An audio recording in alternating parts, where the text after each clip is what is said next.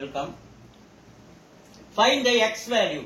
இந்த minus x equal க்கு அந்தாண்ட போகும்போது plus x ஆ மாறும். இந்த நம்பர் equal க்கு இந்தாண்ட வரும்போது minus ஆ மாறிடுது. சோ இது பெரிய நம்பர், சின்ன நம்பர் இந்தாண்ட வரும்போது minus ஆ மாறுது. அப்ப டைரக்டா இந்த நம்பர் இத வந்து மைனஸ் பண்ணி இந்த ஆப்ஷன்ல பாப்போம். சோ இங்க 11 பக்கத்துல கடை வாங்குனா 1 பக்கத்துல கடை வாங்குனா 11. சோ இந்த 11ல 8 போச்சுனா 3 எங்க இருக்கு பாரு 3 4லயே இருக்கு.